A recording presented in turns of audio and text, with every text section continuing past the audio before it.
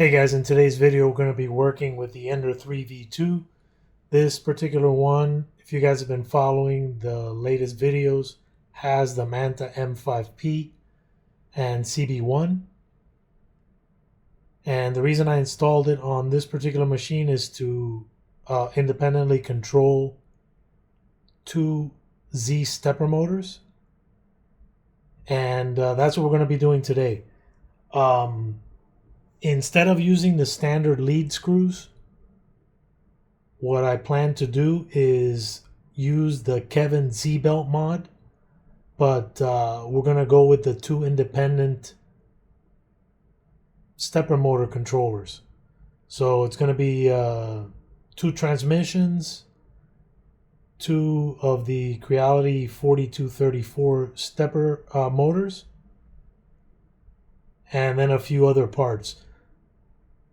So let's jump right into it. But first, guys, if you're new to the channel, consider subscribing, turn on your notification bell, and leave me some comments. I love reading the comments and do my best to get back to you guys as soon as I see them. All right, let's jump right in. First, let's get on the computer, go to Kevin's Z-belt mod website and download the files. First thing we're going to need to do is to search for Kevin Z-belt mod.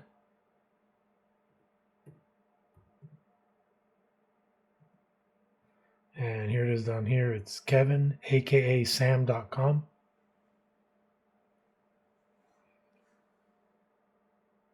And what we're going to select is belt driven Ender 3.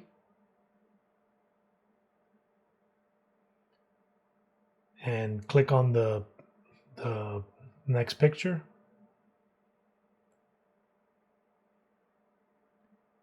And in this part here, it's gonna determine which configuration we're gonna install. So for me, I want to go with two independent stepper motors. So I'm gonna go with this configuration. And on this, there's two ways that you can set this up. Low profile, which angles the stepper motors down some more, but at the expense of losing some Z height. Now, I don't really care for this. I'm going to go with just the standard height because I want to maximize my Z-axis travel. So I'm going to click on this one. And in this part here, it's asking us whether we're going to be using linear rails or keeping the stock wheels. And honestly, I picked up the linear rails. But in this installation, I'm going to keep the wheels for now. That way we don't complicate this installation any more than it needs to be. So I'm going to go with the rollers. And then maybe in a future video, we'll upgrade to the linear rails.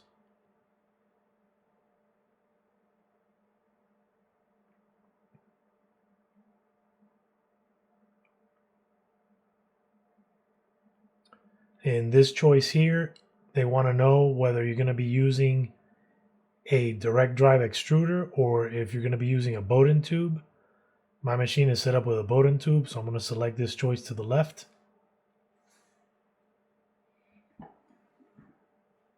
In step 4, they're asking whether you're going to be using a 20-tooth idler as a pulley, or if you're going to be using ball bearings. I'm going to go with the bearings.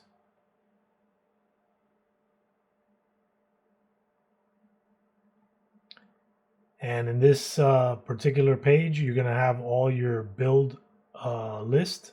So this is your list of materials that you're going to need to purchase, along with the material that they suggest that you print these parts from. So they're suggesting PETG or ABS.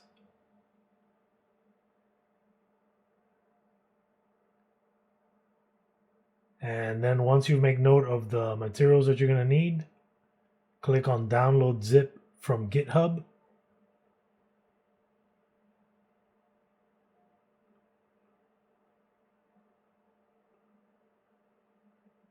And then further down in the page is the individualized sections of the installation, and you can click on them and they'll show you exactly, it kind of breaks down the whole installation process.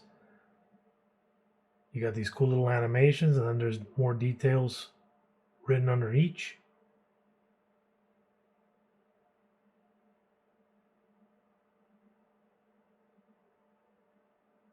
And I spent a great deal of time familiarizing myself with each section before I started putting the parts together. But we'll go over them physically here in a couple of minutes. So I'm just going to go back here.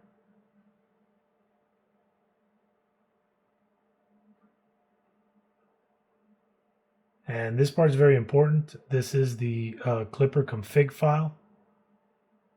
So you're going to want to grab this. So I'm just going to highlight all of this here. Right click to copy it.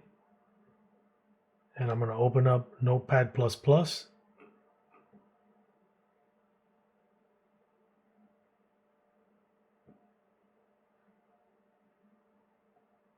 Open a new tab. And I'm going to paste this in here. All right, so we'll come back to this. I'm going to minimize this for now.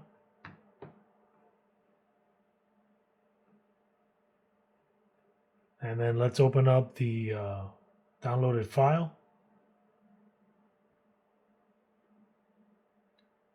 I'm right clicking to unzip it.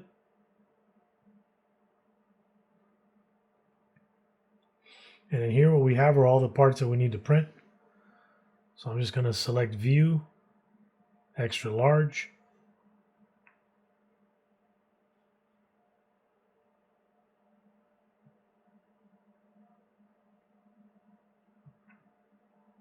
And I'm going to create a folder here, and I'm going to call it Done.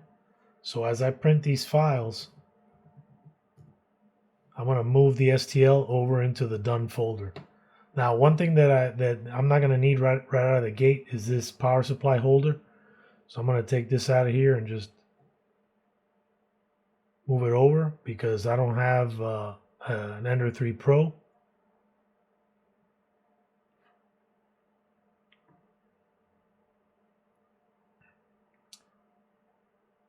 And then the rest of these files, we're going to print them one at a time. So what I notice here is that they've only given you one of these. So this one we're going to need to print 2 of them. We're also going to need to print 2 of the motor mounts, 2 of the wheels, and 2 of the tensioner clamps and the tensioner blocks. We're also going to need to print 2 of the 80-tooth ring gears.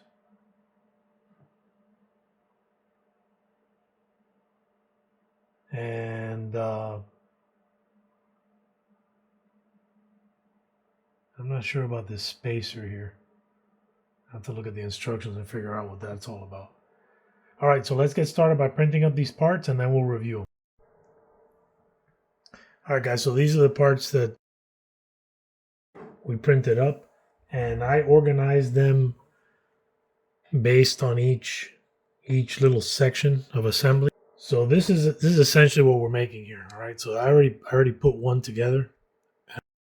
It's a real simple assembly. You take your first plastic part, and the way that I push this bearing on, you can use either a furniture clamp, or if you have access to a drill press, you can chuck up like a bolt and use the flat head of the bolt to push up against the bearing and drive it into the plastic part. What I did for the drive shaft here is I picked up an 8mm rod, and this was a long rod, and I cut it with the hacksaw. And after I cut it with the hacksaw, I just used chucked it up on my drill, on my cordless drill, turned on a disc sander, and just worked the 2 sides until they were flat.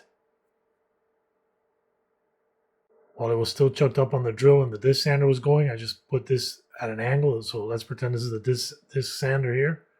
I just put it at an angle while this was turning on the drill to give it this nice little chamfer here on the edges. So that'll make it easy for it to go on to the bearings. So let's start by assembling each of the parts. We'll start with this part here. So this is the transmission housing. And like I said, I'm going to drive that bearing in here. You're going to need 4 of these roller skate bearings. I have a bolt chucked up to the drill head. And then I'm going to use a little washer that's about the size of the bearing to go over it. I'm putting it on there just like that. And then using the drill press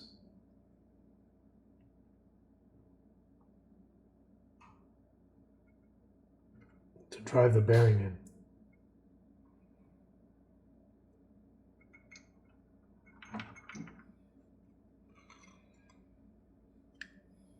Okay, and that's it. Just make sure it's seated all the way to the very end. And then I'm going to do the same for this part. Put the washer on top and then use the drill press to drive it into place.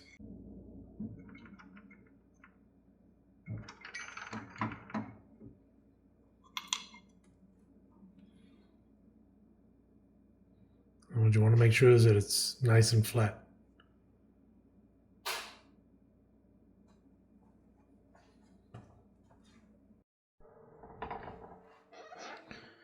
All right, so we got these 2 parts assembled. Now let's go ahead and work on this part here. So this is the stepper motor holder. So this is the base that the stepper motor is going to bolt onto. And what you're going to need here is a couple of these M3 nuts. And to put these in, what I find that works really well is just to use a couple of the screws. So I'll just grab a couple of these screws right here.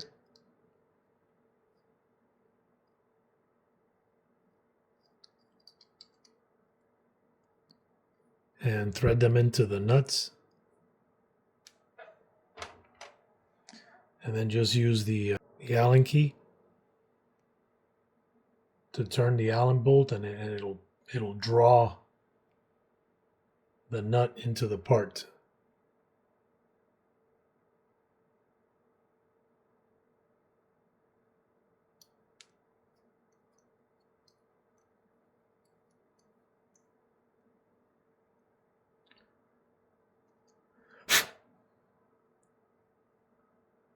See that?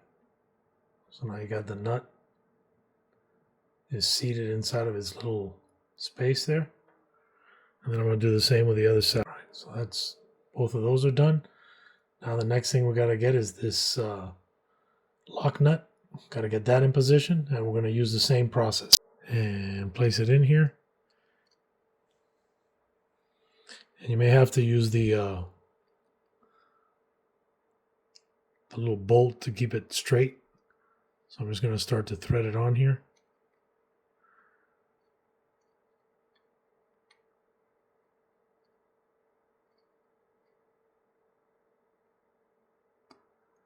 And once you thread it on there, you can pull it into position.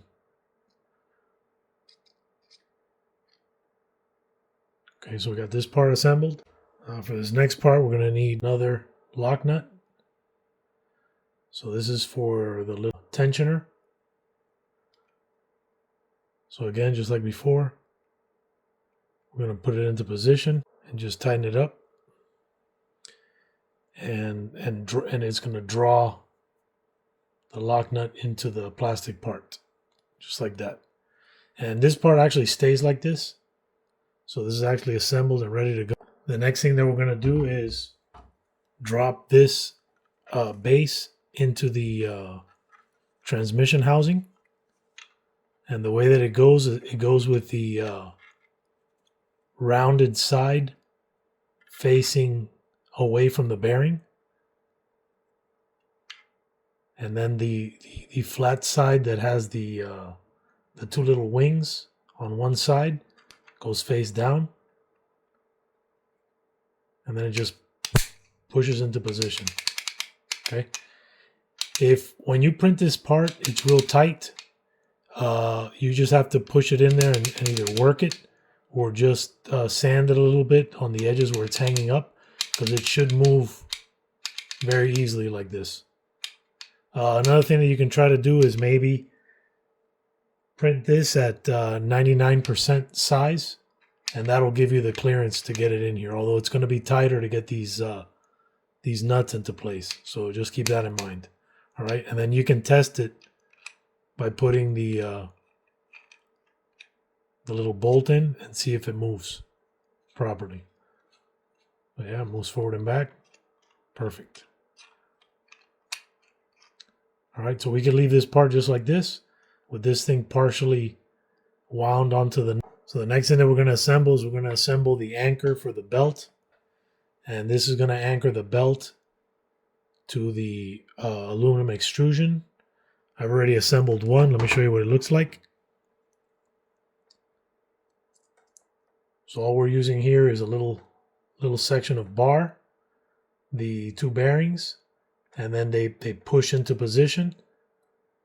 And then you have some T-nuts, which is going to grab the aluminum extrusion and anchor this part to the printer. To get this on, I'm going to show you a little tool that I 3D printed, and I'll include the STL file in the video description. That way it'll make it a little easier to get this, to drive this rod in there. All right, so this silly thing is giving me a hard time. So what I'm going to do is I'm just going to chuck it up on the drill and give it a light sand. All I'm doing is just chucking it up here, and then I'm just going to use some what's this grit on this paper? Some 320 grit wet sanding paper. I'm just going to pinch the little rod.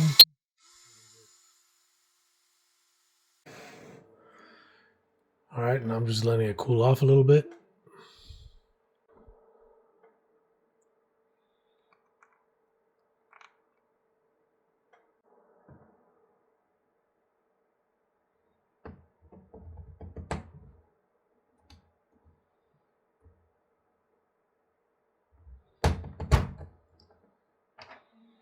And there it goes right there. All right, so just get it centered. And then what we're going to do next is we're going to put it on the part. And it fits in there like this. Now to drive it in, what I wound up doing is I modeled this in Onshape, and all it does is just sit on top of here. So what you could do now is just put this down on a little block of wood and just push it down with your hands. I'm just going to put the flat side down, put the little bearing in. There it goes right there. So when you get it in, you'll hear it click, because it has a kind of like a little lip in there. And the way that it needs to go is it's centered between these 2 points. So the gap between here and here should be even. If it's closer to one side, then you need to drive it a little bit more. Okay, so that part's done. Let's go ahead and put the screws on there. All right, got the screws in. Now we just put the T-nuts down.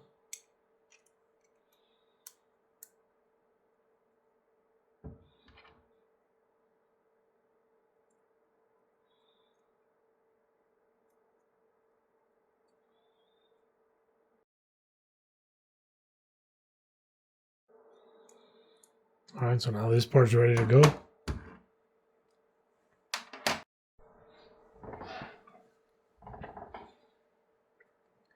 All right, the next thing is to push the 3mm nut into this little gap. How I was able to do it is that I used a small flathead screwdriver and just pushed it into position. The next part is just a little belt tensioner, so just make sure that fits in there nicely. All right, so that's about as far as we can go with that part. Lastly, what we're going to work on is going to be the 80 tooth gear.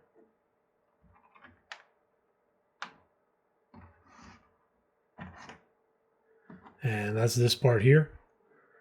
Now we got to do a couple things. So this is a the gear that fits in there, but we need to. So this has an 8mm bore, and you need to print up this tool. Now this tool is in the instructions. They talk about this. This is a Voron tool, and all it does is it uses it's a 5mm bolt with a 5mm nut, and the bolt length. This is the same length as the bolt that's going to come off of your printer that holds the V wheels. And let me see what the length is on this one. This one is 43mm. And another thing that I had to design and on shape and 3D print is this little collar that goes on the bolt. And the reason that that's there is so that it slips into this part. Let's see, let's put it this way.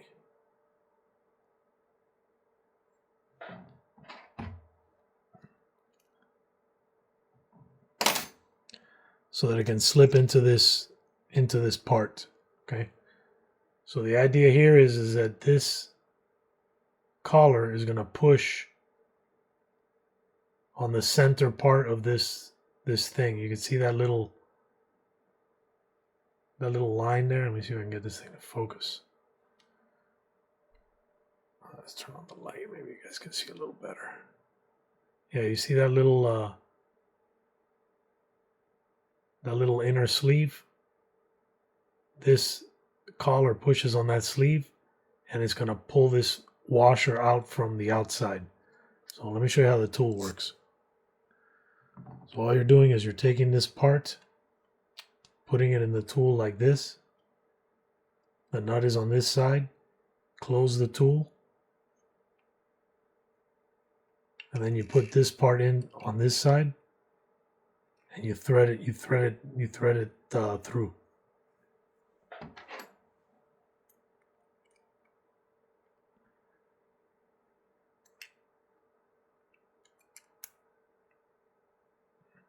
And what happens is once it bottoms out and you start to tighten it, it's going to push that center part through, and it's going to release the washer on the outside. So you see how that washer came off?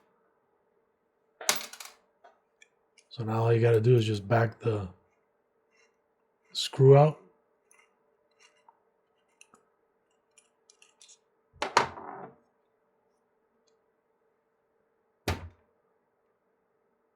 And now we can drive this part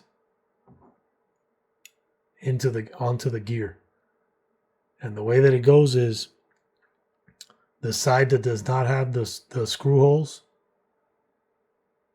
is the back side of the part that we just pushed out. So it goes like this. So what you're going to do is you're going to line this up, and we're going to use the same method as before. We're going to use that drill press to drive it down. And this is already lined up, and I'm just going to drive the drill press head down.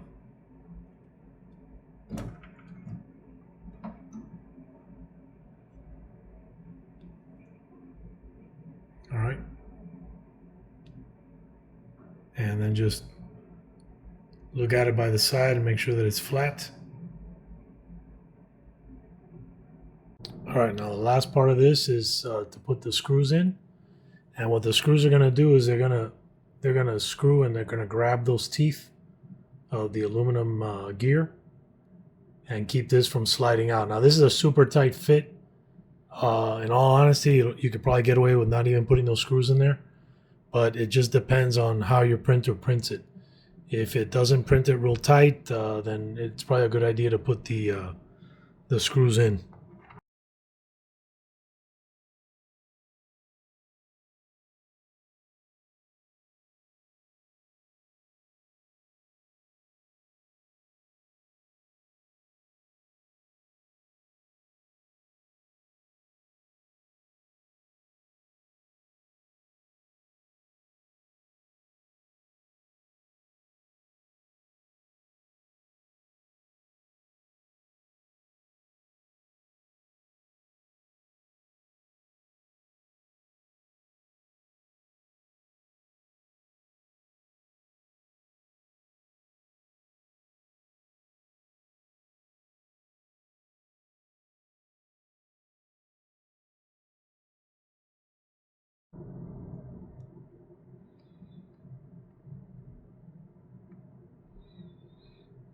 All right, so that's what you're putting together right there.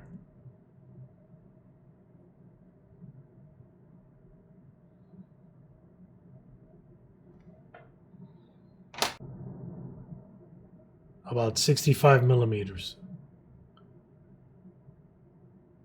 And that's all you need. I think the instructions tell you that this needs to be, I don't know, 65 millimeters, but you know, in the ballpark. There's about 5 millimeters worth of slop in this, so it does give you some room, some wiggle room. So it doesn't have to be spot on, just pretty close.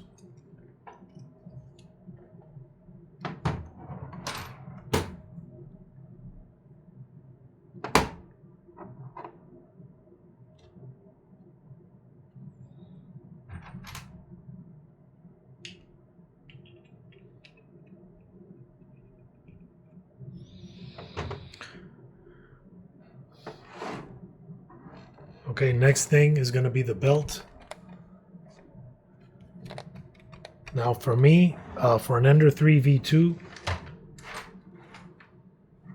that still has the stock height, it doesn't have any kind of like a Z extension kit or anything like that. The belt length is 899 millimeters. So let me show you. All right, so just clamp one side to a ruler.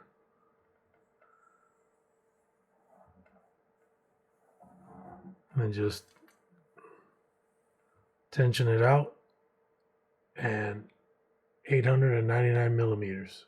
Okay. And then what you want to do next is get your second belt.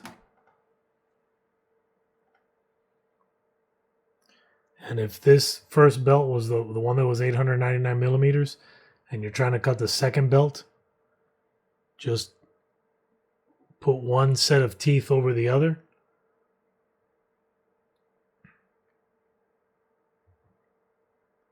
And since this first one was 899, this next one we have it one tooth up, and then just follow it all the way down till you get to the end. And you got to make sure that you keep them meshed together so that you don't get a skipped tooth.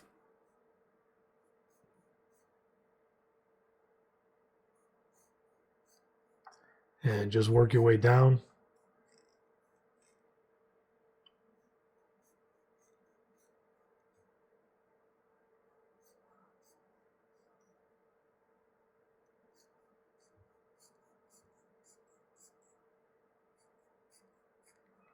And when you get to the end, if your outside belt was the one that you're cutting, you need to cut it one tooth short. So if it started off one tooth above the belt that was the correct length, then it should end one tooth short. Okay. And then that's how you know that both belts have equal number of teeth. So that's really one of the most important parts, is that both the belts are equal length. At 899 millimeters long, This gives you about 7 teeth of extra belt that's going to stick out once it's all assembled, and that's plenty. And then if you want to trim it up more than that, that's up to you. But that gives you a good safety margin and room for adjustment. All right, so let's pull this printer apart.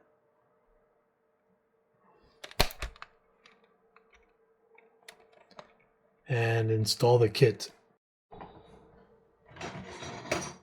All right, guys, so in this part here that I want to deviate a little bit from the standard Kevin Z-Belt mod. So in his list of STL files, he has this part here, and this replaces this bracket that held the original extruder stepper motor. What I don't like about this part is it introduces 2 problems, and I know this because I did this mod on another Ender 3v2. So you can see that the thickness of this bracket is different, right? Because this one's aluminum, stronger material, and this is made out of plastic. So to have enough strength to support the extruder properly, they had to make it very thick. So what this will mess up is the screws. So your standard screws that normally attach the tensioner mechanism to the extruder are not going to be long enough. So you have to get longer screws. Another thing that I don't like about this is that this part being made out of plastic doesn't allow the extruder stepper motor to transfer any of the heat that's built up on it during a print to the aluminum, to an aluminum part like this. Okay, so when I did my thermal image testing on this printer, the extruder was very hot. The Y stepper motor was very hot. And the X stepper motor was not, because it was mounted on an aluminum bracket. Also on this particular printer, I suspect that the extruder being mounted on that same aluminum bracket is going to have the same characteristics as the X stepper motor. It's not going to be very hot at all. But when I captured the thermal imaging of my other machine that had the Kevin Z-Belt mod, the extruder stepper motor was very hot. And as you guys know from that video, we addressed the issue with the Y stepper motor by adding this aluminum housing. That allowed the stepper motor to bleed its heat over to the aluminum housing that then bolted to this 40x40 extrusion and transferred the heat to this extrusion. So now the Y stepper motor is super cool. The X stepper motor is super cool because it's mounted on an aluminum bracket. And I want to modify this bracket to be able to accept the Kevin Z-Belt mod. So what I've done here is I've marked out this this part of the bracket. I'm going to cut this away because it has to have clearance for the belt to go down in this position. If you look at the Kevin Z-Belt version, that's exactly what they've done. They've eliminated this section and replaced it with this throat to accept the collar that holds the belt tensioner. Now, the other challenge is going to be to align this part and drill the holes. So what I did is I jumped onto Onshape and I created this this alignment tool. And how this alignment tool works is it goes like this. So it pushes onto here, it aligns these 3 holes here, and then allows me to, it gives me a template to drill this bracket. And the reason that we're drilling this bracket is because I redesigned this part here that's going to fit on the original bracket. So it's going to be something like this. Once I cut away this aluminum part here. All right. So let me go ahead and take a hacksaw to this and cut that part off. And then we'll install this template and drill these holes. All right, guys. So all I've done is taken my bracket, putting it on my vise here, and I have some wood to attach as the jaws to protect the aluminum from getting all marred up. And then I'm just using a hacksaw.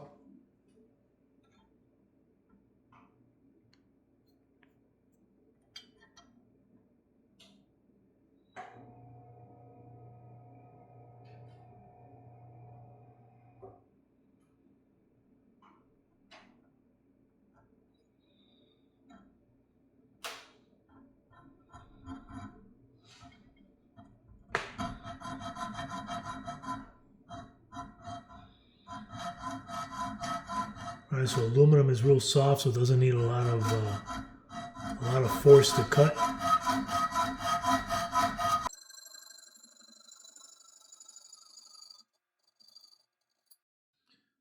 just going to unbolt it, reposition it.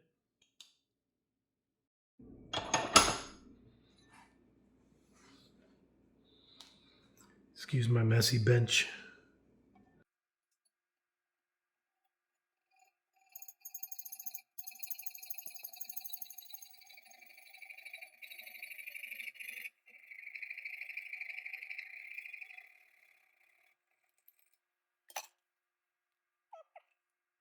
All right, so I'm just going to hit that with a little file, clean it up a little bit, and spray it with some paint. And then we'll drill the holes using the template. All right, guys, so all I did was put my template on top of my bracket, and I'm gonna carefully check to make sure that I'm aligned in the hole, and then I'm just gonna drill it.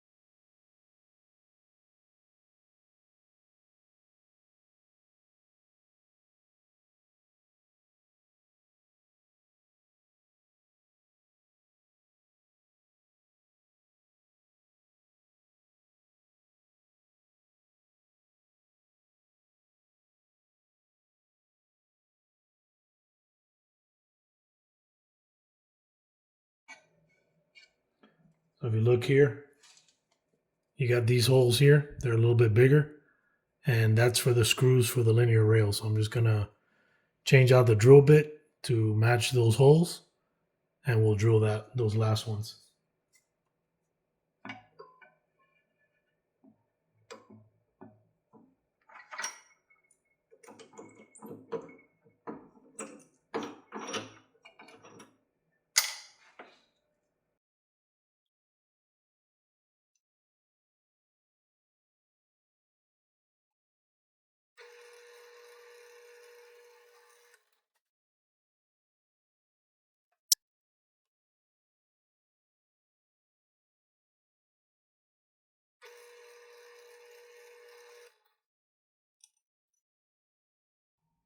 Now, when you're gonna do the linear rails, you don't use the wheel bolts.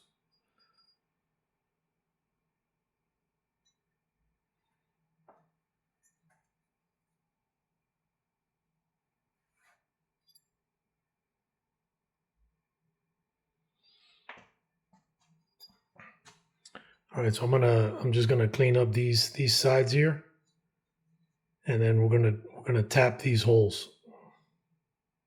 All right, so what I did is I tapped the bracket with for an M3, And this will eliminate the need for the nut on the bracket because the bracket has enough thread in there to grab the screws. I hit the little edges with a magic marker just to kind of cover up the little aluminum bits. Next thing we need to do is bolt the new belt tensioner. And if everything worked out well, it should screw in here.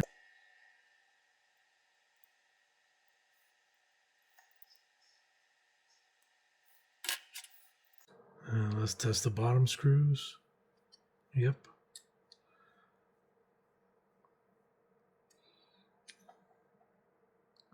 So there you go.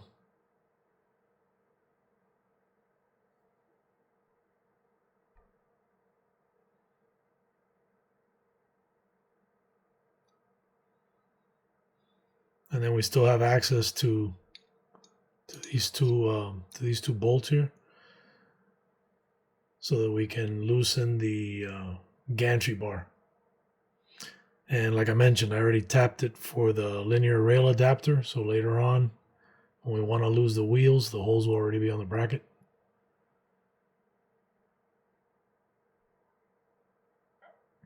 All right, so now I'm just going to start to reassemble everything.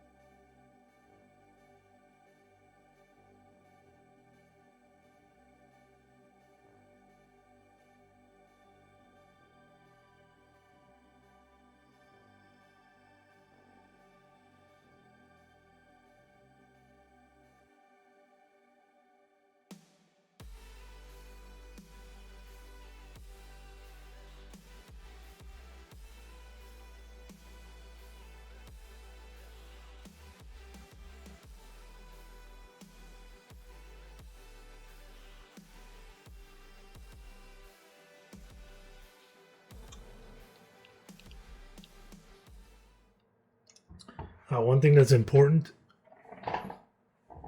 is that when you install this bracket, you want to make sure that this gantry bar is not crooked. So you want to make sure that this lines up with this straight piece of the bracket. Otherwise, your wheels are going to be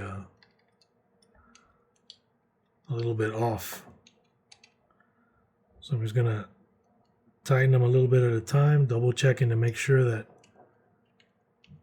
it's still straight.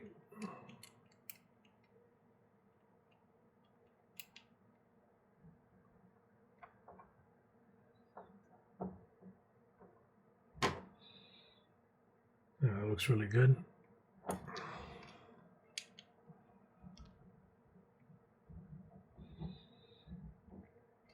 Okay.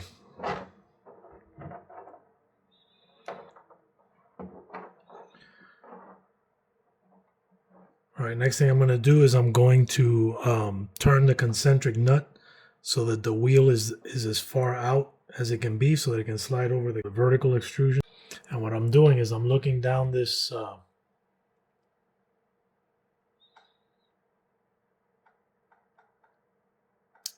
I'm looking down here and I can see that this bolt is closer to the left side than the right side. That means that this wheel is moved off to the left as much as possible. All right, so next is going to be this bracket here. So that's this 3D printed one. So we're going to just remove these wheels.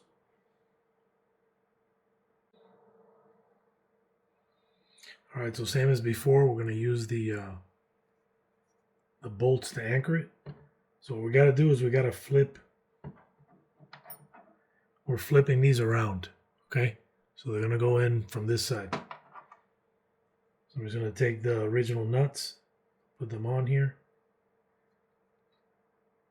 I could probably use a short bolt maybe.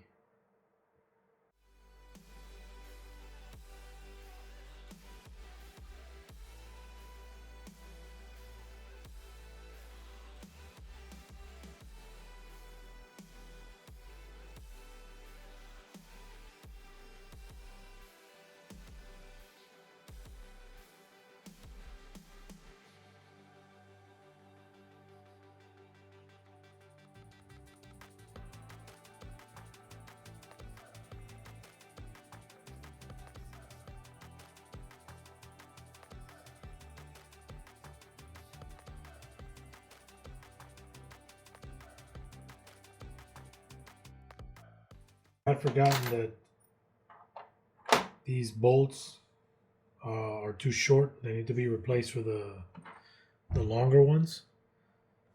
So that's what we're gonna do. I was thinking that maybe we didn't have to take this apart, but yeah, this part has to come off.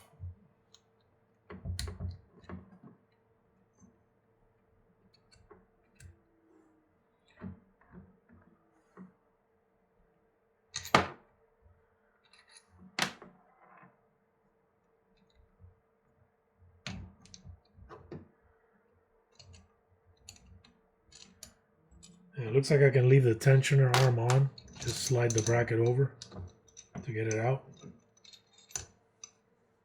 And then this bolt, you got to take it off. And then insert the longer bolt in its place. So the bolt goes in, the concentric nut goes on the outside of the bracket. So on the outside of this first bracket.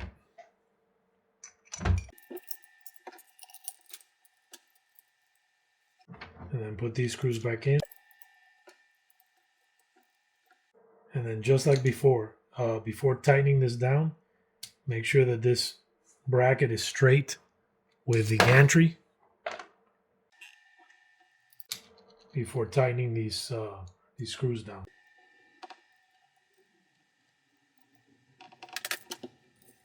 Okay, so the concentric nut again, collar going towards the bracket, then the wheel, followed by the spacer. So this is the one that I needed to print. Let's see if it'll focus for me. Yeah, there it is. And it has a tapered end. The tapered side goes towards the wheel.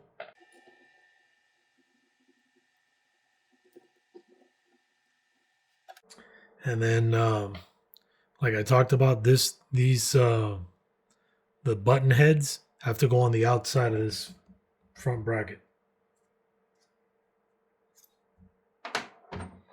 So again, another long screw through the bracket.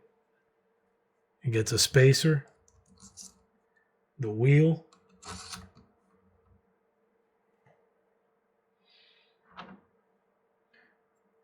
oh, and then two more spacers. All right, so we have to print 3 of these spacers all together. All right, so I got the little spacers printed. And this was my one little mystery part that I could not remember for the life of me what it was for, but now I know. All right, so now I'm gonna just put the last wheel bolt here on the bottom.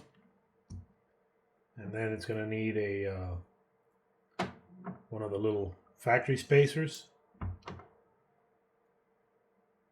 the wheel,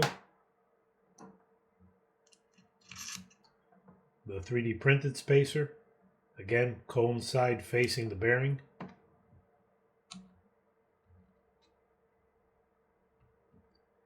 and then finally the bracket that goes on the end.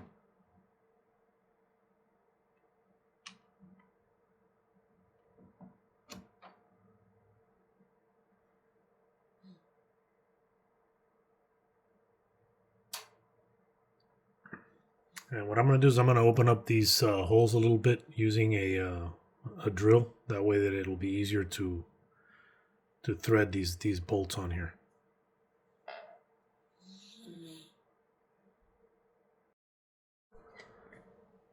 And I got the nuts inserted in here, so I got to go real slow.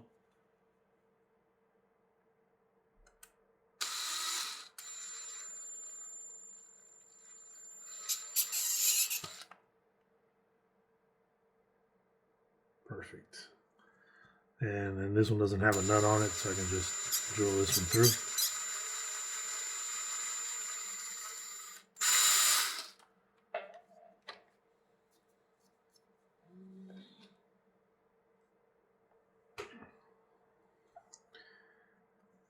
All right, and it goes like this with the hole for the tensioner facing up.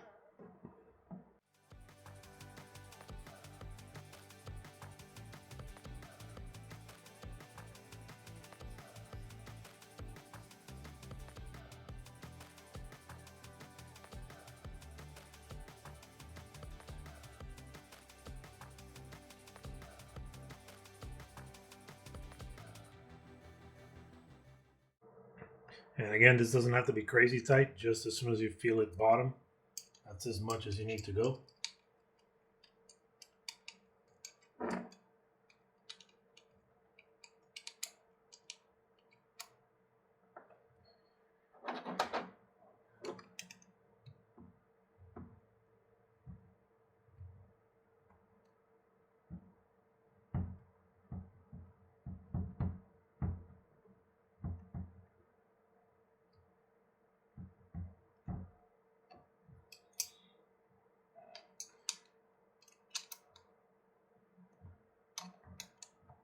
And you don't want to over tighten the concentric nut bolt too much, because you still need to be able to turn it. So snug but not overly tight. And then I'm going to look down this side to make sure that the wheel is as far to the right as it can be, and right now it looks like it is. So the bracket should be able to slip over the A-frame. So let me reposition the camera here. All right, so let's put our gantry back on. And you got to make sure that your wheels are all the way out. The concentric wheel is all the way out. That way you can slip it over the A-frame. And one mistake that I see that a lot of people make here is that they try to force this on. You can't force it on. You just have to be gentle with it, because you don't want to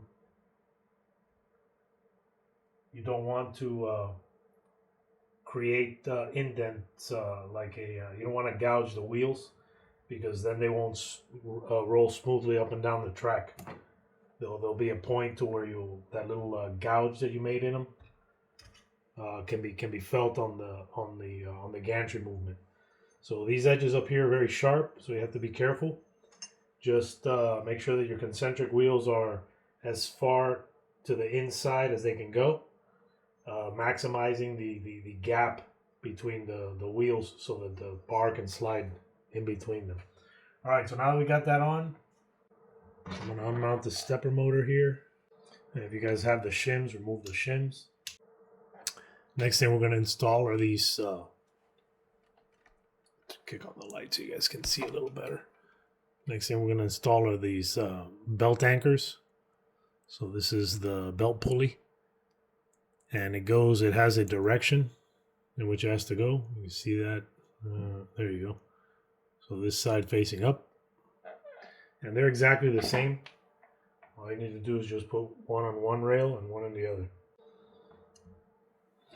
All right, and again, it doesn't have to be crazy tight.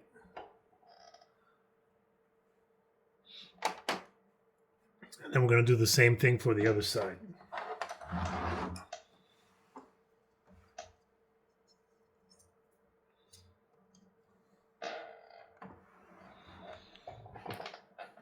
Let me get you guys in here a little closer. Maybe you can see a little bit better.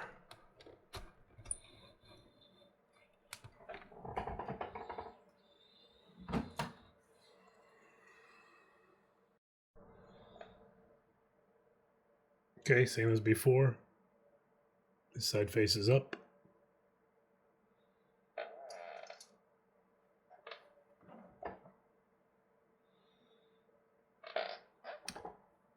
And let me show you, for you guys that are new and are not sure how these T-nuts work. See if I can get you in the right position so you can see how these things are supposed to function.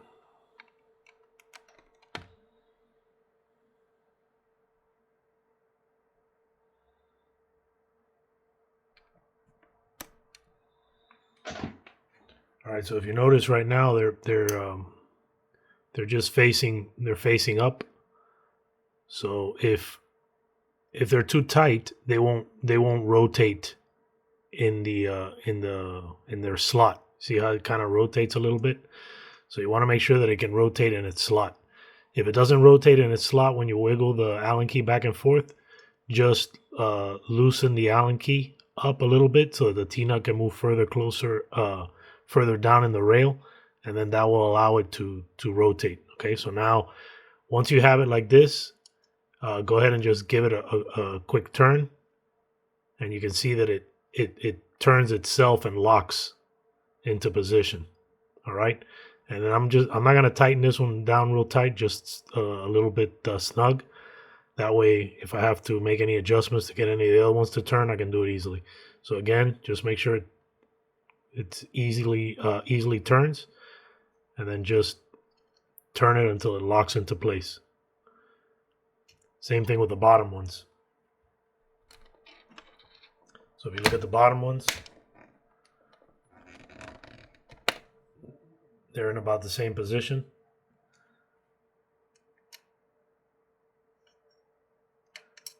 This one's a little bit tricky. All right, you can see how they have some movement there. So now if I start to rotate this, see if I can do this without having my hands in the way. So once I rotate this, if you look underneath, you'll see it go into position. See that?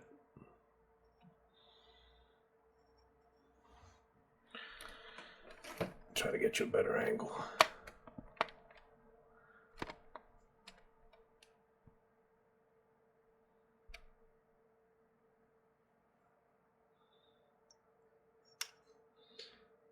Let's get this last one.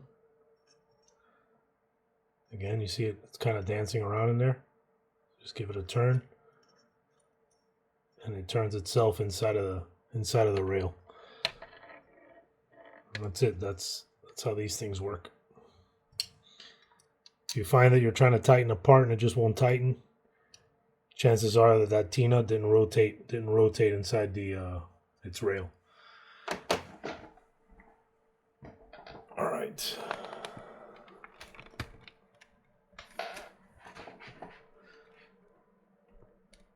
Next thing I'm going to do is install the top of the A-frame.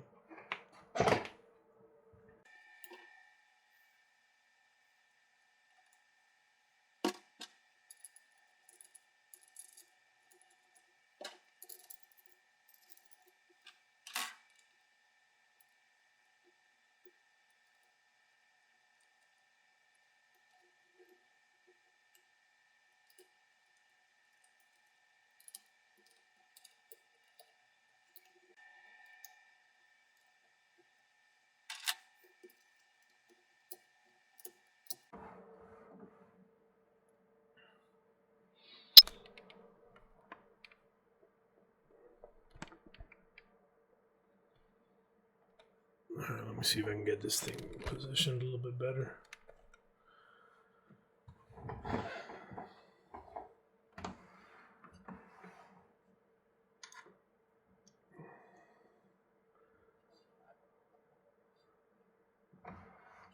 Alright, so now what we can do is we can go ahead and start to put some of the upper assembly together. So I'm going to start off with the part that I already assembled.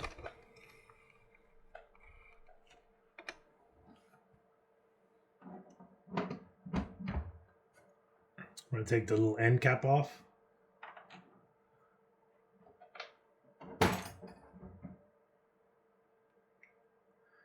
And this thing fastens. Let me see if I can get this thing to focus.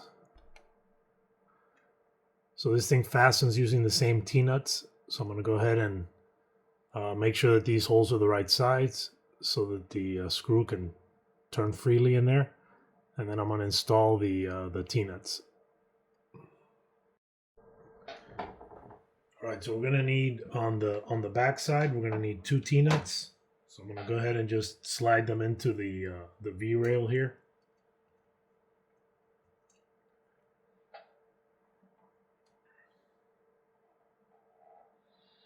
And you can grab them again with a set of tweezers and move them around.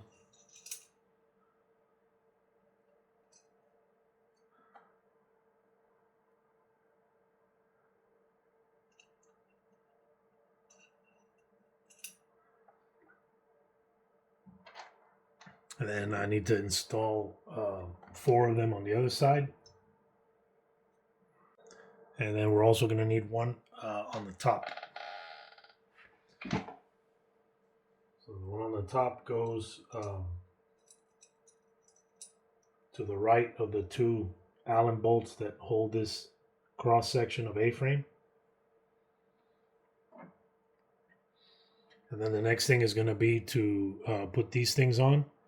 And these things go with the long side, so flat side would be towards the transmission, and the part that protrudes out is going to be towards the center. Let me tilt you guys back here a little bit so you can see better. And this gets the T-nuts, so I'm gonna do my best to line up these T-nuts. And once I have the T-nut started, I can then move it around. I can slide it side to side.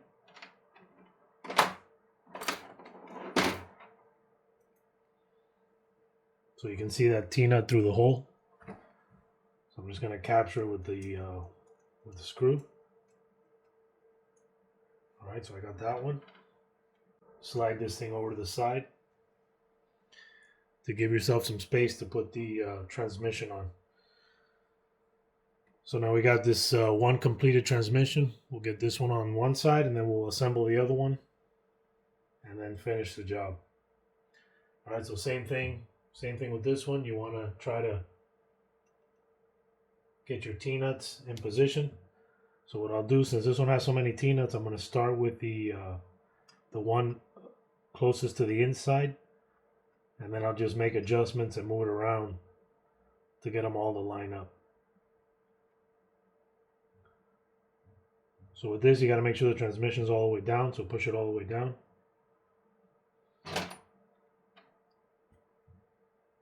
Same as before, I'm just going to run a bolt in there, try to capture that T-nut.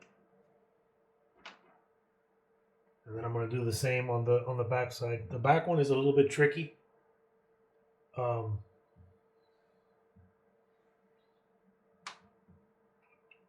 All right, so to get the back one on, you're going to have to, if you've already put your motor on, you're going to have to take the motor off. So I'm going to go ahead and do that real quick.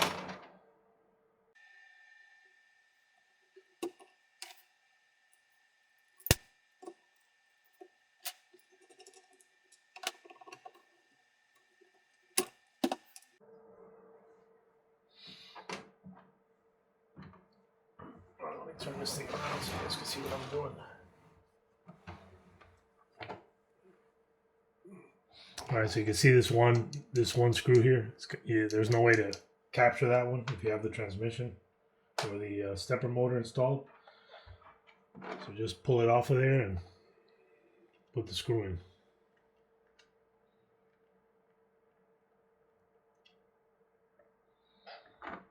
And if it moves like it just did for me, just slide it back over into position.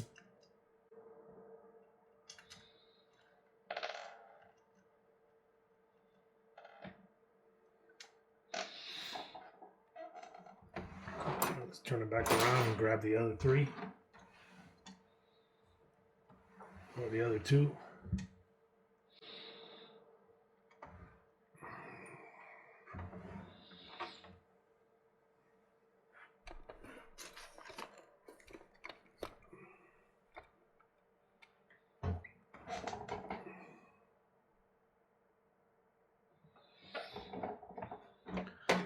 Alright, so you can see that these are not lining up right, so I'm just going to stick an Allen key in there and kind of move it over. Alright, once you got them all captured, what you're going to do is you're going to line up the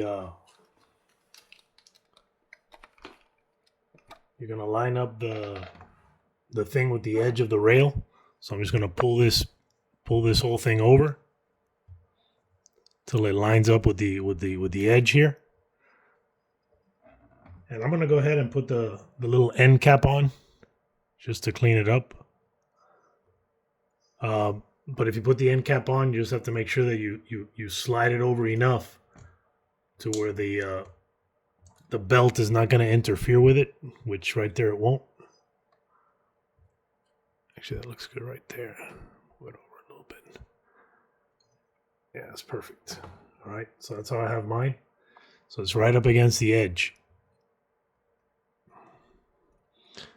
Make sure it's all the way down and then tighten up the screws.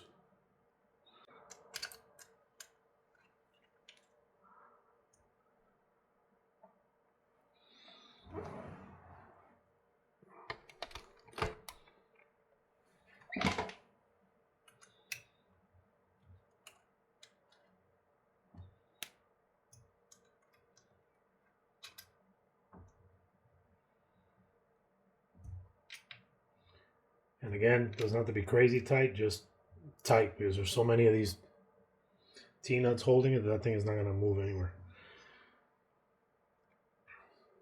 So let's get on the other side.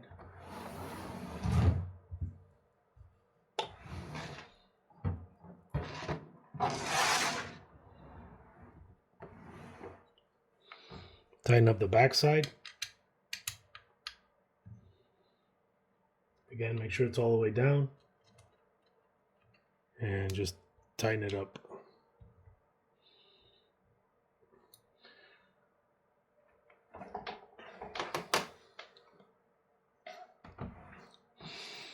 All right, so now if you notice in here, there's the little teeth for the belt to go over.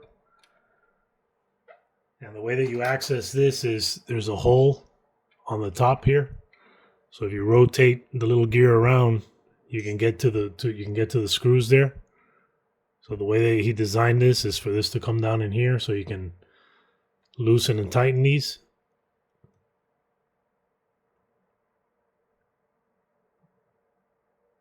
Okay.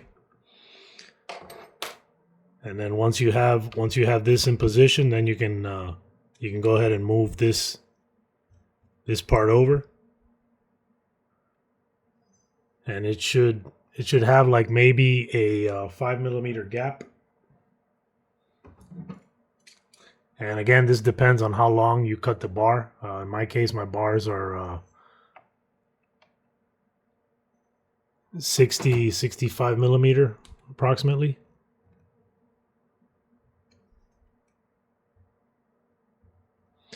And I'm pulling the little axle right and left to make sure that it's on the bearing properly. And then let me give you a measurement here of the gap that I have.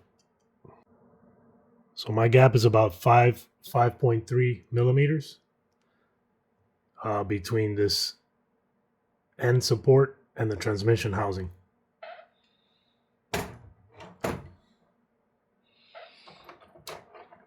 All right, I'm going to go ahead and tighten this down.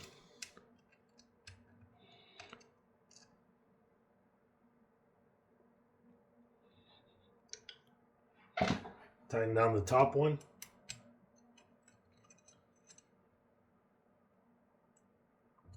And then the front one.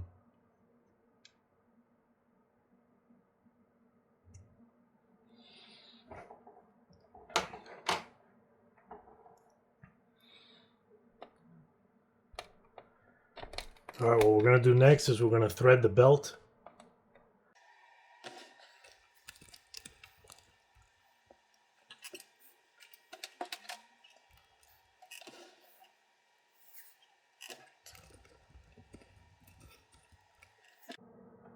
All right, I'm going to take one of the little blocks and the belt, one of the belt ends, and I'm going to slide the teeth into the little block. And I want to make sure that I'm not sticking down past the end of the block. I want to be right up just a little bit before the end of the block, and then just push the belt in. And then this is going to capture the belt and keep it from slipping out. Okay. So now I'm going to take this and I'm going to push it down into the bore. And I had to give mine a little sand over here on the edge to get it to go in smoothly, and make sure that it can slide up and down the bore easily.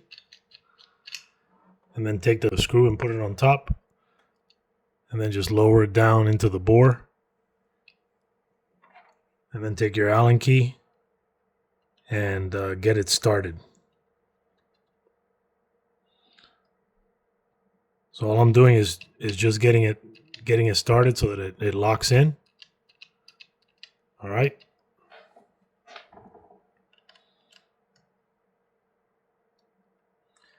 And then I'm going to back it out until it releases. Push it back down and then capture it. So I'm just going to give it 1-2 turns just to capture the nut. And it's important that you keep track of how many turns you put on it, because we want the tension to be even. So I got 2 turns on this side, and I'm going to get 2 turns on the other side. All right, so now let's go up to the top.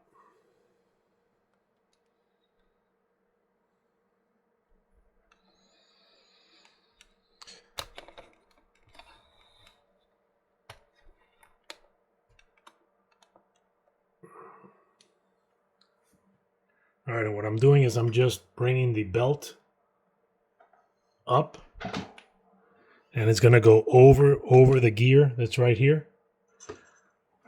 Get you guys in a little bit closer, maybe you can see better.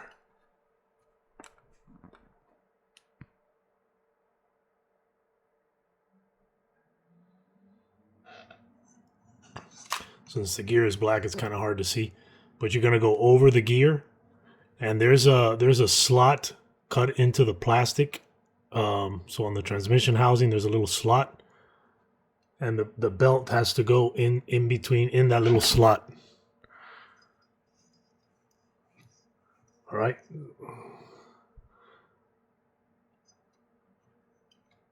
So it's going to go like this. All right. And let me show you on this other transmission, the slot. See the slot right there? So you can see it, the belt has to go in there.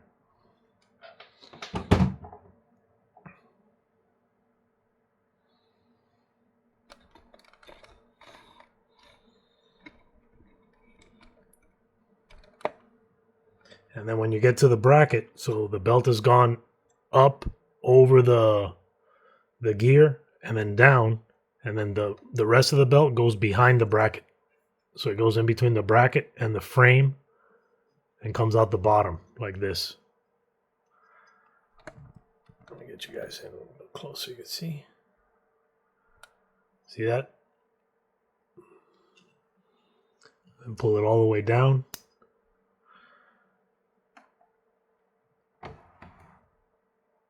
And now what we're going to do next is we're going to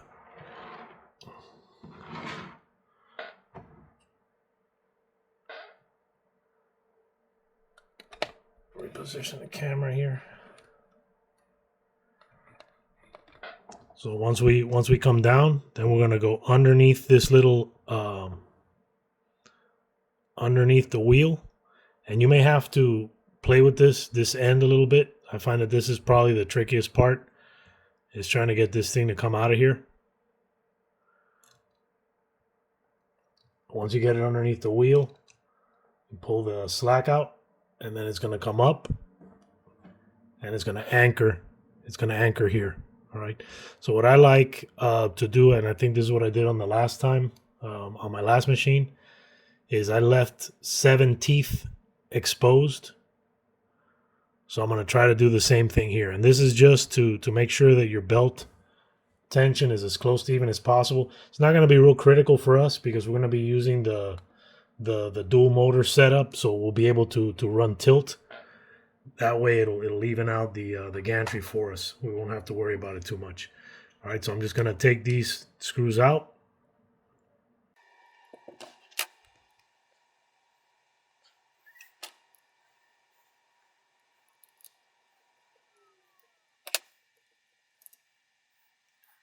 And I'm going to pull my slack up.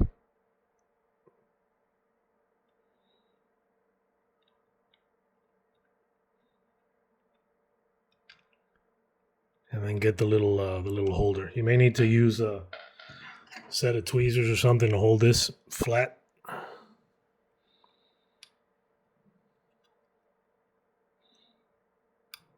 So what I'm doing is I'm twisting it to get the belt inside the groove.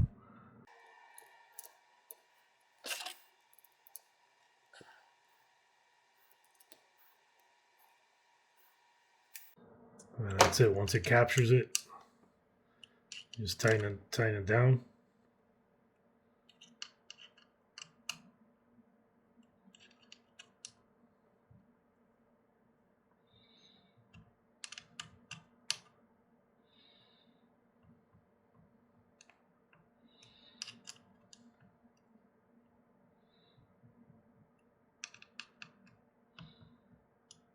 And that's it. That's not going to go anywhere. All right.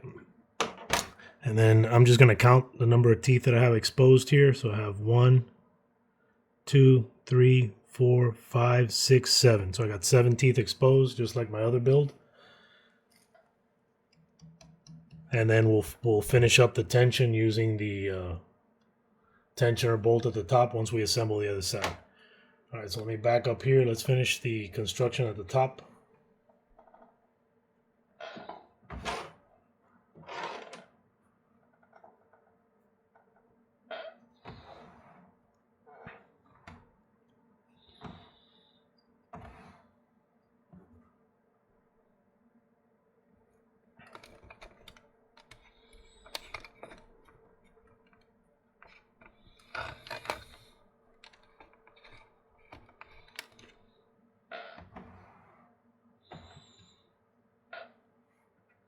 All right, so you can see how this is set up here.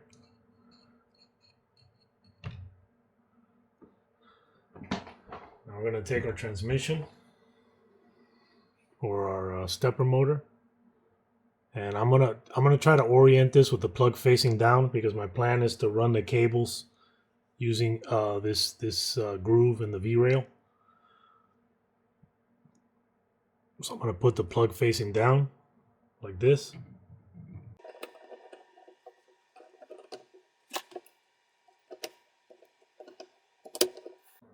And the clearances, the clearances are tight, but it fits over the belt with no problem.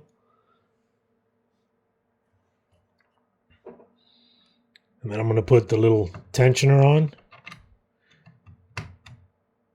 And all I'm doing is I'm just capturing the lock nut. Now on this side, we're going to put the belt on. And to put the belt on, I find it easiest to get the motor side on first because it has this big lip. So we'll get the motor side on first, and then slide the motor towards the gear, and then just put it over the large drive gear, and that's it. So now we got that on, and then all we're gonna do is just tighten this a bit. Now you don't need to have crazy tension here.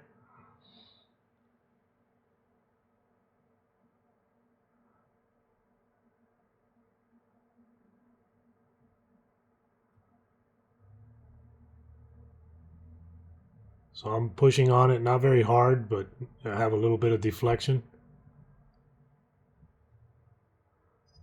That's probably good right there. And I'll have to come up with a tool, some type of a tool to gauge this.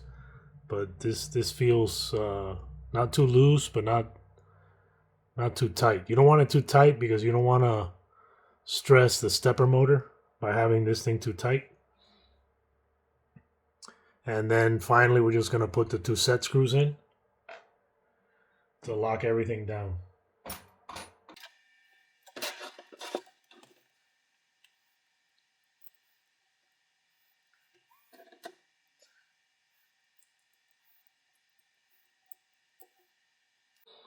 And there you go. All right, so that side's complete.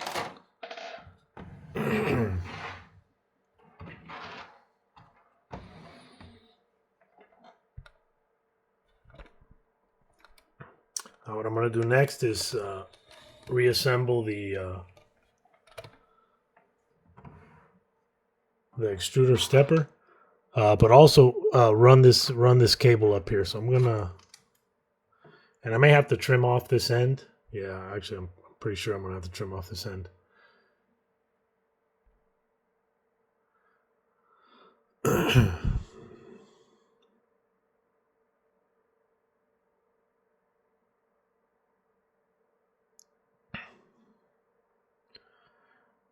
All right, so one thing that you want to make note of is how the cabling is if you're dealing with a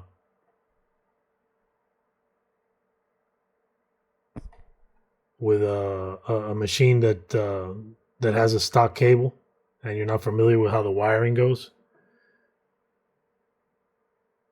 If you look at this thing carefully, kind of hard to see here.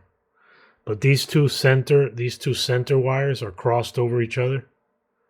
So it doesn't just follow the order of the ribbon cable. The 2 center ones kind of cross, and that's what allows this to work properly. If they were all in line, what will happen is the stepper motor will chatter when you try to engage it. It'll just vibrate because each coil is doing the opposite of the other. So you're not going to get motion in one direction or another unless these 2 center wires are crossed here. All right. So what I'm going to do is I'm just going to clip this off just using a set of cutters. I think I gave myself plenty of slack. Yes, I did. And then rewire this later. So I'm just going to cut it. Make sure your machine is off and unplugged. Just clipping it. And now I'm going to run this cable using the groove in the channel.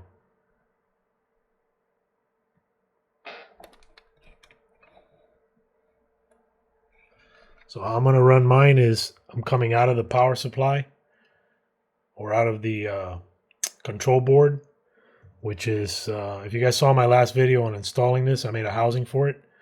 So I'm going to come out of the housing into this groove here. And then I'm going to come up the groove. My plan is to house it in one of these little plastic deals here. So what I may do is I may just pull this thing apart. But I have to keep track of this. Let's see how to do this.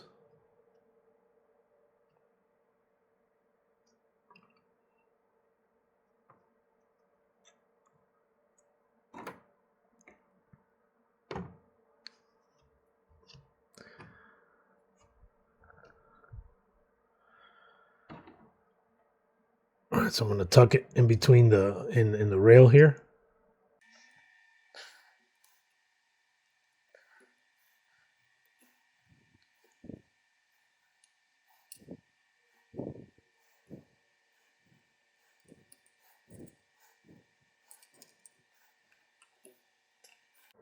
And then I'll find a way to cover this neatly with a V rail cover.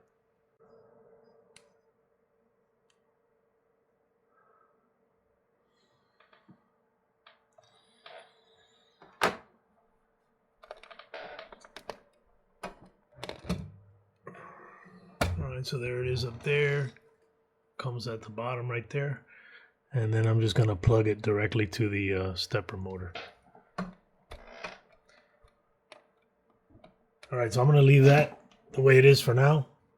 And I'm going to work on assembling the extruder motor. So let's get that thing back together and make sure that we don't have any interference. Doesn't look like we're going to.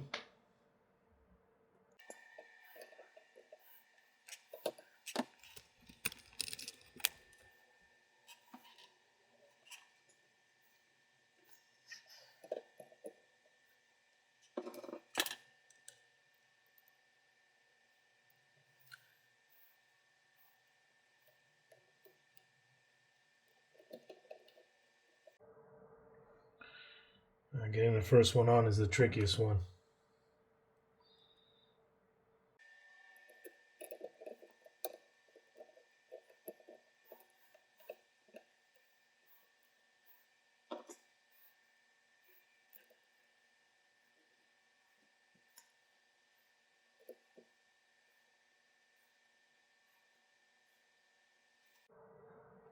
And then lastly, the tensioner arm.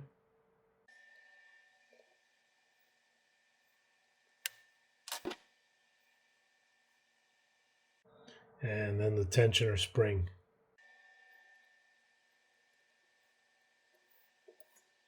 And then I designed this little wire keeper here that works pretty well. And I'll link it in the video description if you guys want to use it. So this is a Micro Swiss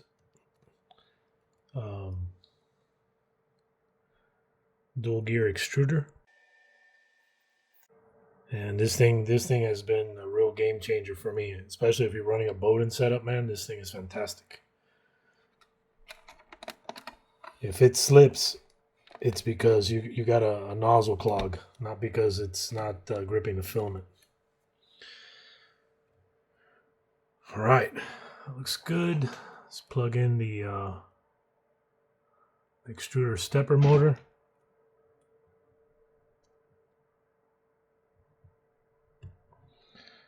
Let's plug in the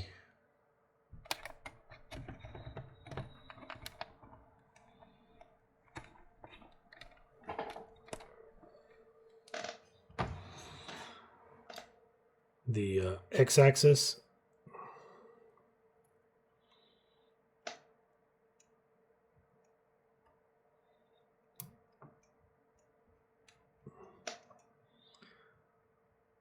The X limit switch.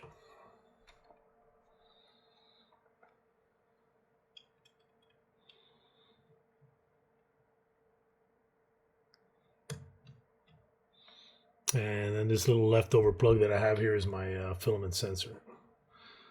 So I don't have it on right now, so I'm just going to let it dangle here.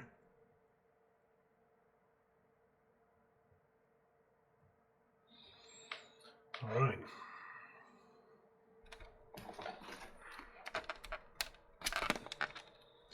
All right, that's looking real good so far. Let's all right, so I'm going to start by mounting the stepper motor to the adjustment plate. And again, I want to have this with the plug facing down. So I want it like this.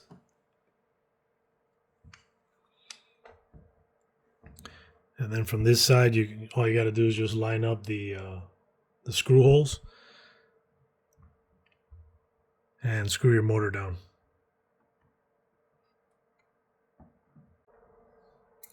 All right, so what I'm going to be using are these. And let's see what size these are.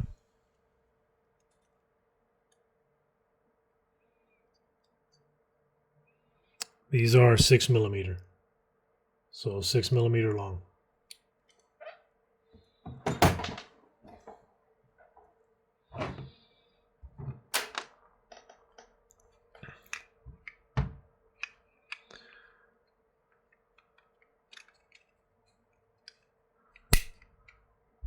All right, so again,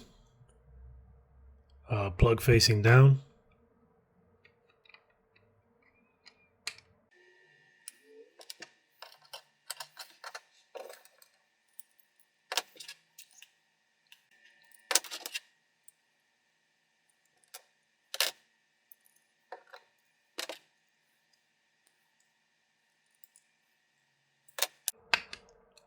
And then the next thing I want to do is put the little gear on here. And if you look at the way that this thing was designed, there's like a little channel here for the Allen key. So what I do is I take the Allen key and I put it inside the channel, and this is what I use to line up the little gear. So once I get it in position, I just tighten it down, rotate it over, and then do the second one.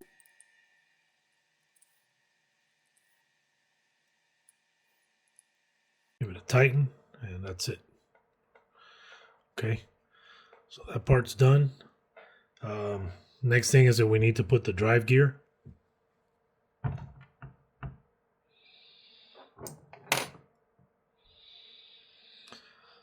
So this is the big axle gear. And what I found on this is that once you put the drive shaft in, or the axle in,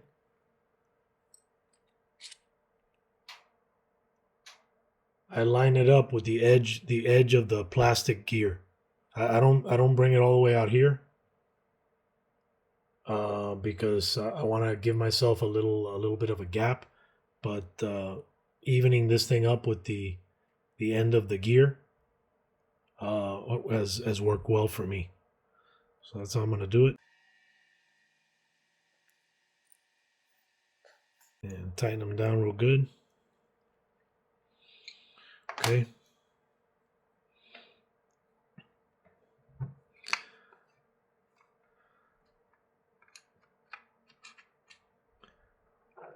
And what aligns this thing is the belt.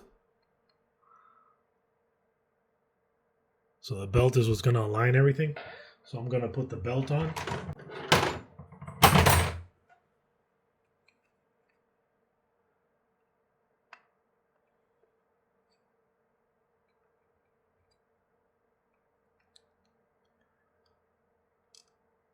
And once you have the belt on, put the tensioner.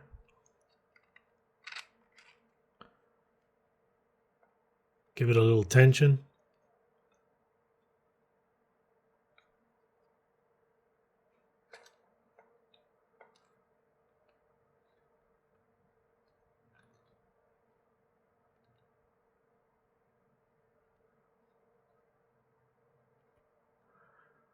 All right, once you got your tension, I'm just going to roll it back and forth.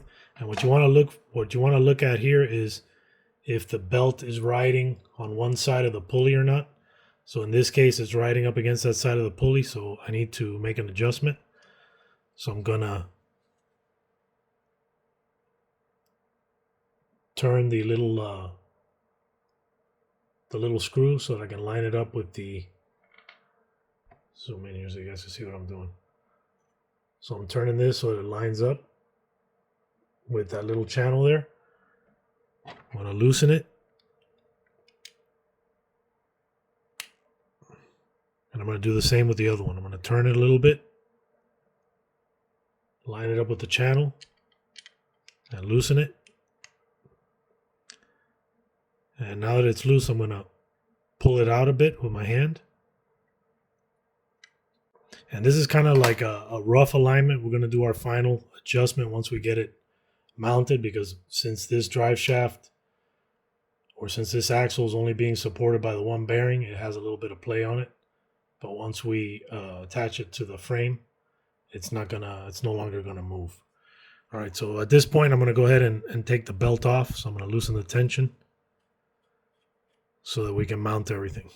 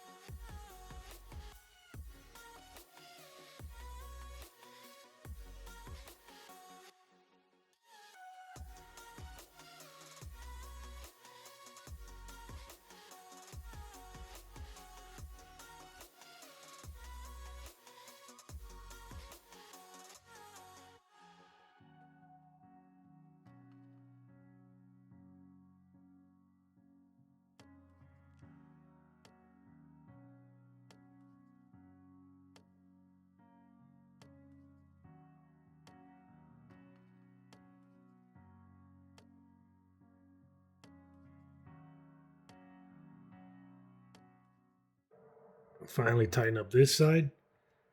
And then now what we have to do next is install the inner gear. And then again, this thing goes with the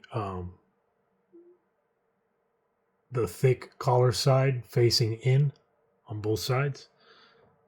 So I'm just going to slide this over.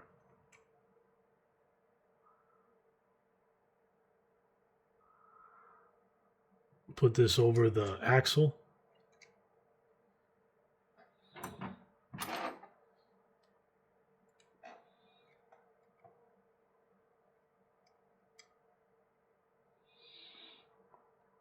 And slide it into position.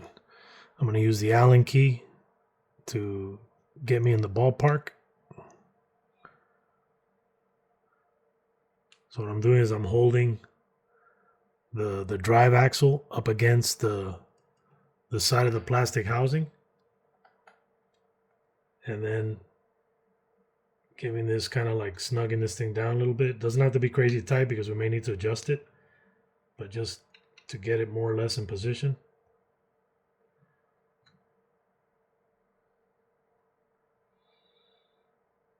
And we'll tighten it up later. All right, now we're going to slide this part over. And just like before, I'm going to pull this, move this in and out.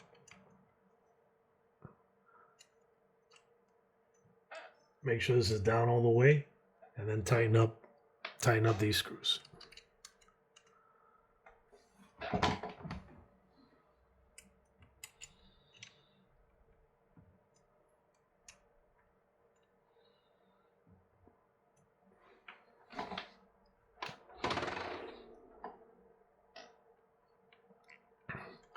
Okay, next thing we're gonna do is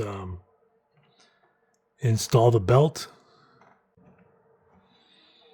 Pushing the block down into the bore.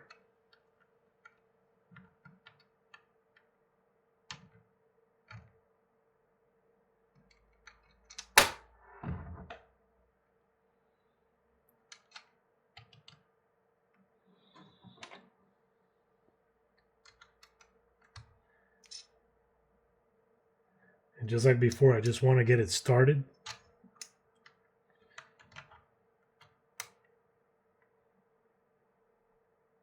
So 2 turns. That locks it.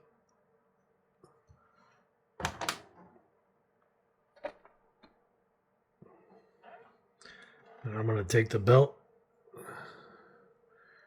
drape it over the gear and down through the little slot in the plastic part.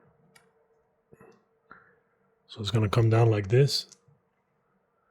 I'll get you guys in close here so you can see what's going on here.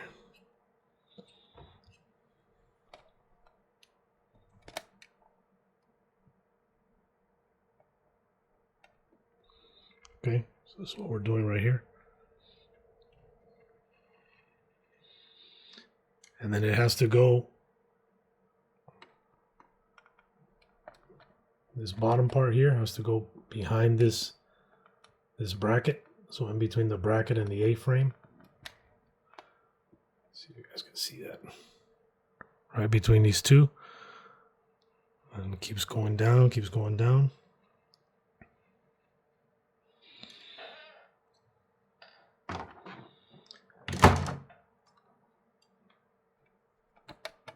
All right, and then at the very bottom,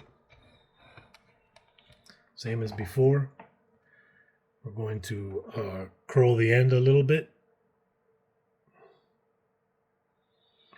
and slip it under the bearing.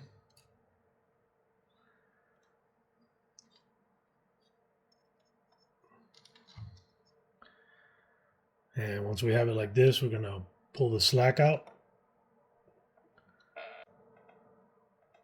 So I'm holding it, and then I'm going to screw down the anchor plate.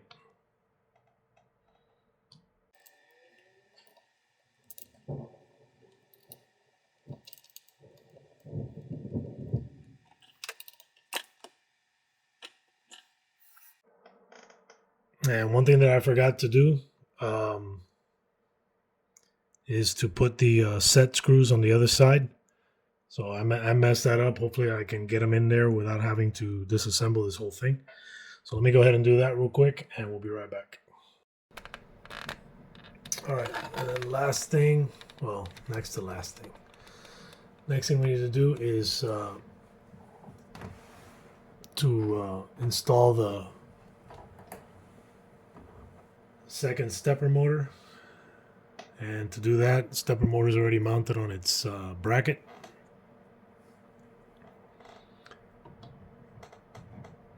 So what I found is the easiest way to do this is the stepper motor, since it's mounted on this little plastic base, it's going to want to push on this. So if you start from this side and just push on the belt a little bit to get the thing lined up in its groove, it'll slide right in.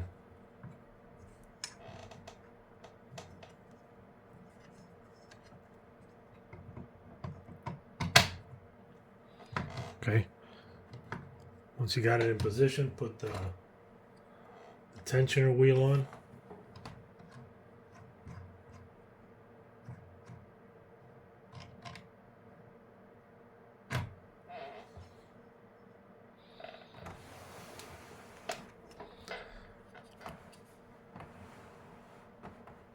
Okay.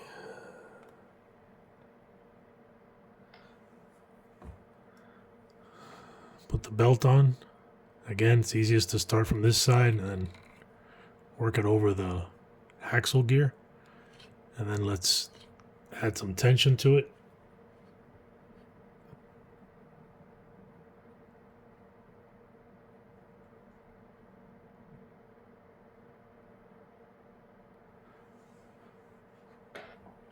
So what I'm noticing is, to me, the tension feels good, and the set screws are in the center of this this slot. So I think that's kind of like a good gauge to make sure that you don't overdo it. So I'm going to go ahead and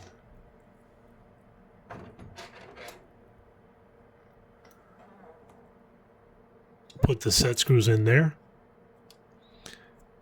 And while it's running, if it skips or does anything strange, then you can always adjust it.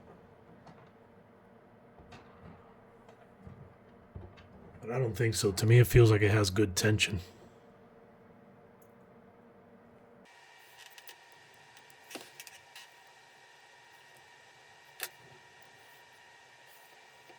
So let me show you how we're gonna do that. So I have this little 3D printed part here that I use to set the belt tension on my printers. It goes the belt has to go over the outside legs and under the middle leg, and then back over the outside leg. So just like that. Let me show you. Just like that.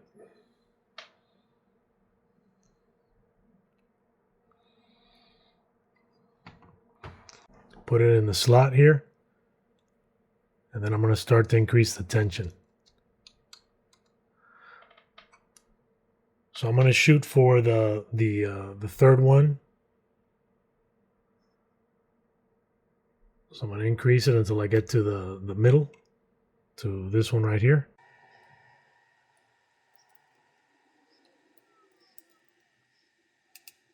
So I'm going to do the same on the other side. So we're the third one from the bottom, right there. All right, see the tension? Now we can take this off, and we have good equal tension on both sides.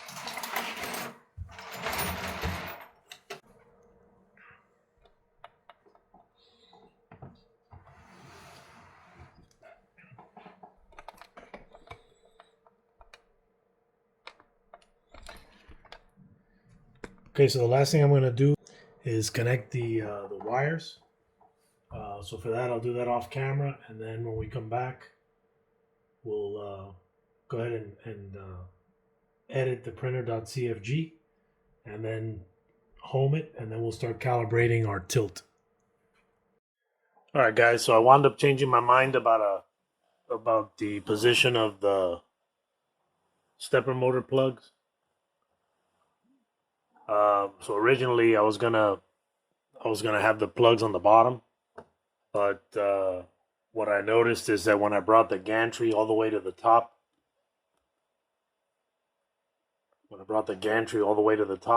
the plug was very close to hitting the tensioner for the extruder. So I decided to rotate it so that the plug is facing back. And anyway, like that, it's completely out of the way and it doesn't bother anything. I also tucked the cables into the rail, so you can see on this side a little bit better. Get you guys in close so you can see a little more details. So I was able to push the wire into the V-rail, and then I use these V-rail covers, which I'll link in the video description, along with the other parts I talked about. That way, if you guys want to do this mod, you can. All right, so let's jump on the computer real quick. I'll show you the changes that you need to make to your printer.cfg. That way we can get this thing working properly. All right, so let's, so if you're in your dashboard, so open up your printer's Klipper session, go over to your machine wrench icon, open your printer.cfg, and these are the changes that I made to mine. Again, I'm running an Ender 3 V2, so that's the frame that I have the Manta M5P installed into. But all of this info and pin assignments here are for the Manta M5P and CB1. So unless you're running this configuration, don't just copy and paste everything that's in here, because the pin assignments are going to be different if you're running the stock Creality board. All right, so the changes that I needed to make here was to my stepper Z. So let's go over here to stepper Z. And what I added were these lines right here. So you got rotation distance 40, the gear ratio, the full steps per rotation, and you can see it's inserted right here. So all I did was just make a space in between the micro steps and the original rotation distance, and then replaced it with this information here. All right. So if you go further down, the next change that needs to be made is in stepper Z1. In here, one important thing that you need to change is you need to change this direction pin. So you have to add this exclamation point. So by default, it's like this, but you need to add this exclamation point in here so that motor turns in the opposite direction. If you don't put that exclamation point in there, they're going to turn in opposition to each other. So you'll have one side of the gantry going down and one side of the gantry going up, and you don't want that. So make sure you got your exclamation point in here. And then just like the stepper Z above, I just copied this information here, copied it, and pasted it, replacing the original rotation distance, adding in the gear ratio and the full steps per rotation section here. And then lastly, you want to insert your tilt information in here. That way you get the tilt feature working. And these are the values that worked for me. Again, this is for an Ender 3v2. And I modified the reach that my probe has. So just do some testing and make sure that you can reach these numbers. The way these values work is this first number here, this 55. This is the X, and then the number that follows the comma is the Y position. So this is how it's going to probe. So it's going to probe left side first. So this is like left center of the build plate, and then right center of the build plate. And my probe can reach within 10 millimeters of the edge, but if yours can't, then make sure you adjust these values. So if, let's say, you can only reach 20 millimeters from the edge of the plate with your probe because of your current setup, then you would add another 10 millimeters to this value, so it would be 65, and then 120.5 for the Y. If, for example, if you're using this tilt feature on a Core XY machine, you're going to need to invert these values. So you're going to have to put the greater X value first. So you would move this value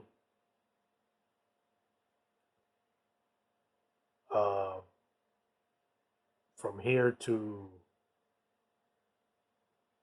here.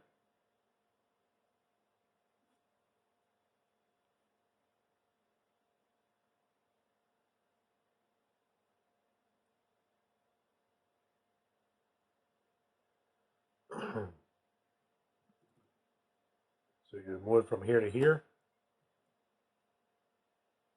and then this value would move down here, and then you would have to do the same with the these values down here. You would have to take this one, cut it from here, move this one down, and paste it up here.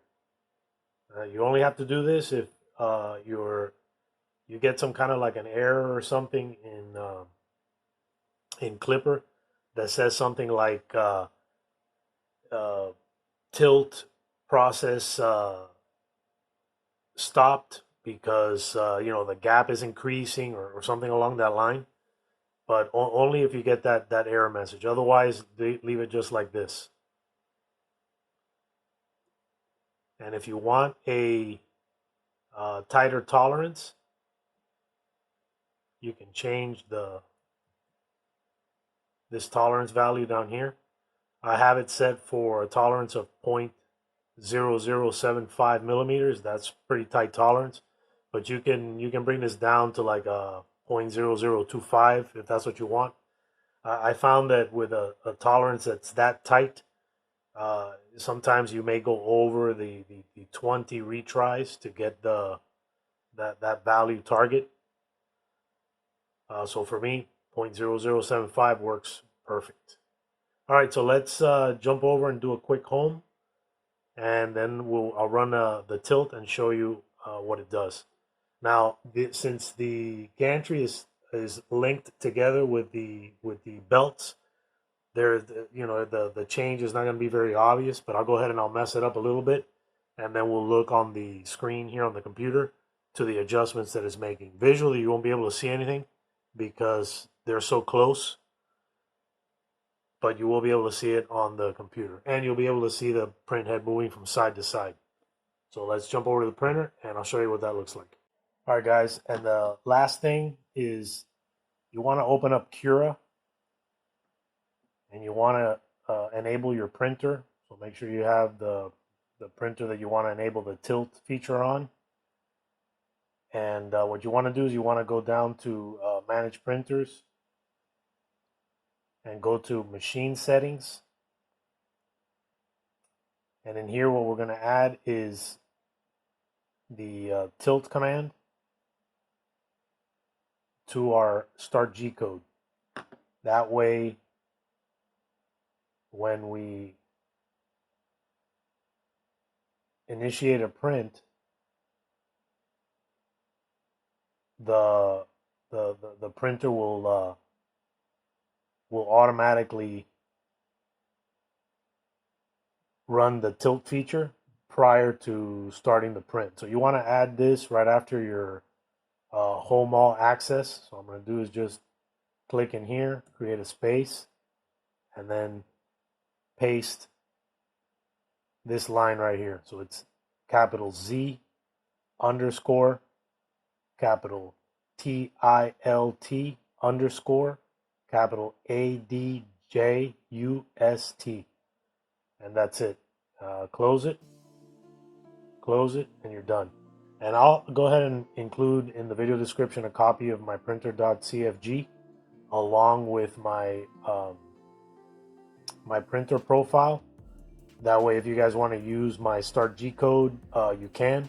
This Start G code is fantastic. I encourage you guys to try it. It alleviates a lot of the issues that you have with Start G codes, at least the generic one. So let me know in the comments what you guys think about it. All right, guys. I'm going to just do a quick little run through. I'll raise the gantry and take some video of the transmissions working on each side. Guys, if you're new to the channel, consider subscribing, turn on your notification bell, and leave me some comments. I love reading the comments and do my best to get back to you guys as soon as I see them. All right, guys, this video is a wrap. Catch you guys in the next one. Take care.